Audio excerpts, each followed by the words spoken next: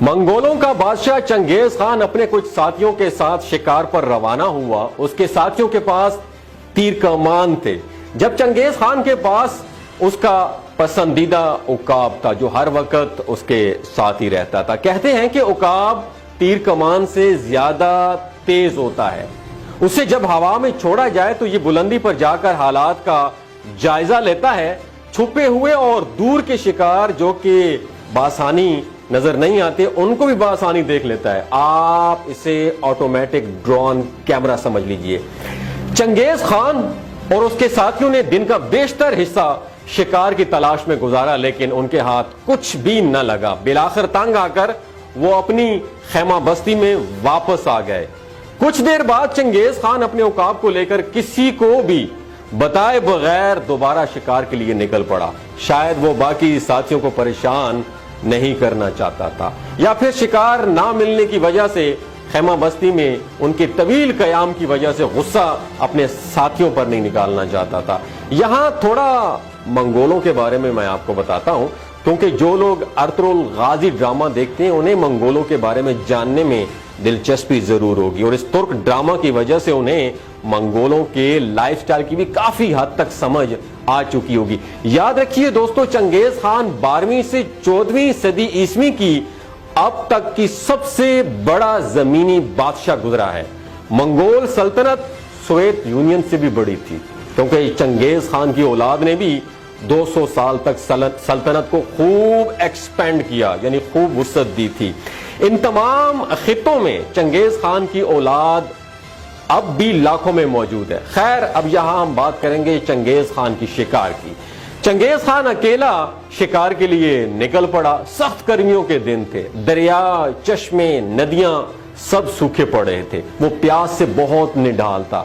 کچھ دیر بعد اس نے اپنے سامنے ایک چٹان میں سے پانی کی ہلکی سی دھار ٹپکتے دیکھی۔ اس نے اپنے پیالے کو بھرنے کے لیے سب سے پہلے عقاب کا نقاب اتار کے اسے آزاد کر لیا۔ آپ دوستو یہ جانتے ہوں کہ جو لوگ عقاب کو پالتو جانور کے طور پہ اپنے پاس رکھتے ہیں وہ عام حالات میں عقاب کی آنکھوں پر نقاب پہناتے ہیں، اور مخصوص حالات میں اور شکار کے وقت ہی اس نقاب کو اتارتے ہیں۔ تو اس طرح چنگیز خان نے عقاب کو آزاد کر دیا اور پیالے کو دھار کے نیچے لا کر اس کے بھرنے کا انتظار کرنے لگا۔ ابھی پیالہ بھرنے کو ہی تھا کہ عقاب کو اچانک یہ ہوا کہ اس نے جست لگائی اور پیالہ الٹا دیا اور سارا پانی زمین میں جذب ہو گیا۔ چنگیز خان کو غصہ تو بہت آیا، لیکن وہ کیونکہ اس کا پسندیدہ عقاب تھا اس لیے تھوڑا سا برداشت کر گیا۔ اس نے پیالہ اٹھایا اور ایک بار پھر دھار کے نیچے رکھ دیا۔ جب پیالہ بھرنے کو آیا تو عقاب نے اسے پھر سے الٹ دیا۔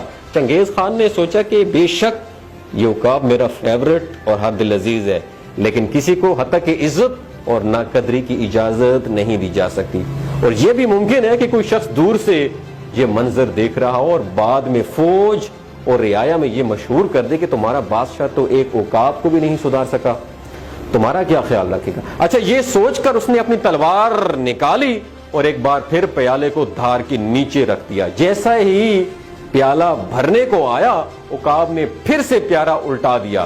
اب چنگیز خان کی برداشت آلموسٹ ختم ہو چکی تھی۔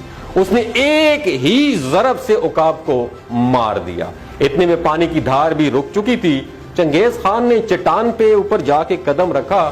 وہاں اس نے پانی کا ایک چھوٹا سا تالاب دیکھا جس میں علاقے کا سب سے زہریلا سانپ کوبرا مڑا پڑا ہوا تھا، اور اس کے جسم سے زہر نکل رہا تھا اور پانی میں گھل رہا تھا، اور وہی پانی دھار کی صورت میں نیچے بہ رہا تھا۔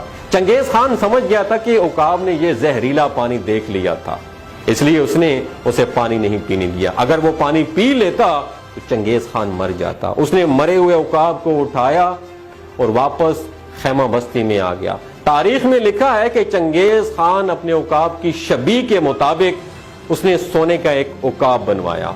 آج بھی اس مجسمے کا تحریروں، تقریروں اور شاعروں میں اس عقاب کا ذکر ملتا ہے۔ چنگیز خان نے اس سونے کے عقاب کے ایک پر یہ لکھوایا، کیا لکھوایا؟ دماغ کی کھڑکیوں کو کھول کے سننا ہے۔ اس نے یہ لکھوایا کہ اگر تمہارا دوست کوئی ایسا کام کرے جو تمہیں پسند نہ ہو تو پھر بھی وہ تمہارا دوست ہے۔